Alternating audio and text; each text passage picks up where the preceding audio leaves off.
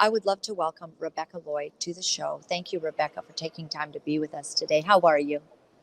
Thank you, Laura. Thanks for having me on the show. It's great to be here. Good. And I love your accent. So everyone's going to love that. The show's going to just go sky high because we love an Australian accent. Tell me, Rebecca, before we get into what you do, what you found, and what you've been battling for, how is Australia now compared to all the crazy COVID stuff that happened? Well, that really depends which media channels you choose to watch, Laura. According to the mainstream media, there are pockets of crazy conspiracy theorist people, culminating in our own convoy down to Canberra, which is our capital, a few weeks ago, where there were thousands of people there. No, there weren't thousands of people there. There was well over 1 million cars plus the occupants that were in those cars. So when you have over 1 million cars and there's at least one person per car, often 2, 3, 4 people, you have a lot of people that go to the convoy. And we really made our voice heard. The politicians are well aware that Australia is not happy.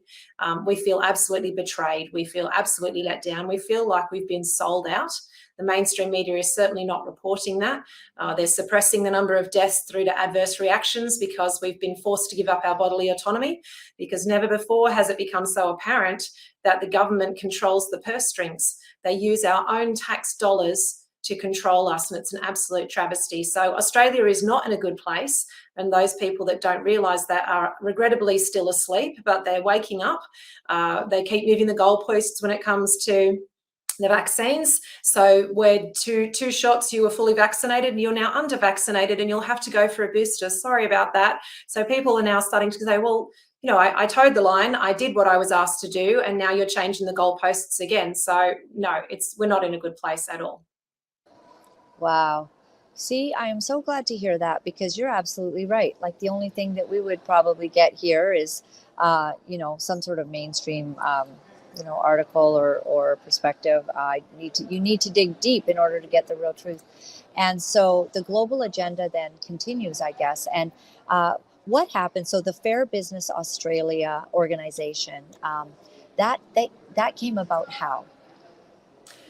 So that came about after 2 years, or almost 2 years, of sitting around and looking at what was going on in Australia. And it's a small business alliance. It was just a bunch of business people around a coffee table talking, saying, well, we need to do something about this. And so we did. We started in September of last year. We are a private company, and we operate like a not-for-profit, but we haven't registered as a not-for-profit because we don't frankly want to have to jump through all of the governmental hoops and have people up in our business. So since we've started in September, we have donated over $50,000 into a legal fund so that we can help business owners who are fighting unlawful fines. We've also been helping people who have been arrested for foolish things like not wearing a mask in an outdoor public market, refusing to ask for vaccine status, refusing to ask your staff to have vaccine status. So we've been pushing back against that. We grew very, very rapidly until we started to be shadow banned by the socials, and so that's fine. We will move to the next phase, which is print media on shopfront windows. We're just moving to a new platform now, which means that we will not only be a business directory, which is what we started out as, that was offering legal packs and all these different informations that businesses really needed for a very low price, and the money from that went into the legal fund. But we are now also moving to an e-commerce marketplace. And we are going global. Once we have conquered the Australian market, we will be coming to the UK, to Canada, to America, to South America, all those different places. Why? Because when you control the dollar, you control the narrative and you control the direction of the country.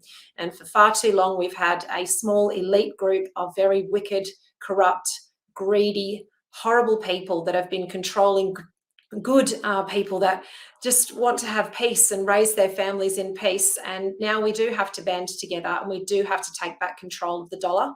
And that's what Fair Business Australia is all about.